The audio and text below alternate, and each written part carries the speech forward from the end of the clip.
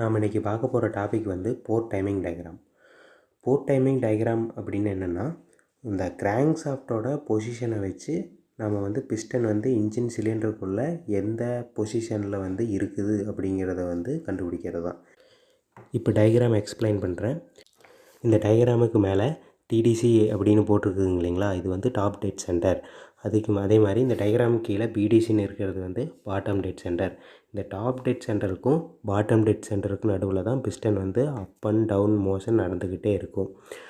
இப்போ வந்து பிஸ்டன் வந்து பாட்டம் டெட் சென்டர்லேருந்து டாப் டெட் சென்டருக்கு, அதாவது பிஸ்டன் கீழேருந்து மேலே போகும்போது கம்ப்ரஷன் ஸ்ட்ரோக் நடக்கும்.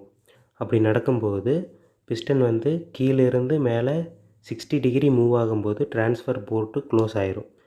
70 டிகிரி மூவ் ஆகும்போது எக்ஸாஸ்ட் போர்ட் வந்து க்ளோஸ் ஆயிரும். டாப் டெட் சென்டருக்கு 50 டிகிரி பக்கத்தில் வரும்போது இன்லெட் போர்ட் ஓப்பன் ஆயிரும். டாப் டெட் சென்டருக்கு 20 டிகிரி பக்கத்தில் வரும்போது இக்னிஷன் ஸ்டார்ட் ஆயிரும்.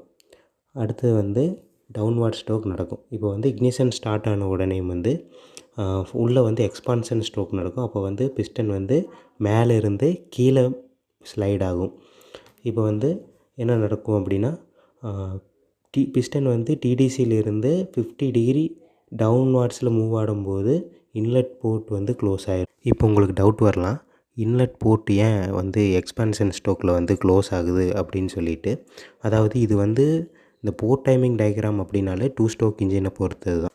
2 ஸ்ட்ரோக் இன்ஜினில் கிராங்க் கேஸ்க்குள்ளே தான் இன்லெட் போர்ட் இருக்கும். அதனால் வந்து இது டிஃப்ரெண்ட் டைமில் ஓப்பன் அண்டு க்ளோஸ் நடக்கும். இப்போ பிஸ்டன் வந்து பாட்டம் டெட் சென்டருக்கு 70 டிகிரி பக்கத்தில் வரும்பொழுது எக்ஸாஸ்ட் போர்ட் வந்து ஓப்பன் ஆயிரும். அதே 60 டிகிரி பக்கத்தில் வரும்போது ட்ரான்ஸ்ஃபர் போர்ட் ஓப்பன் ஆயிரும்.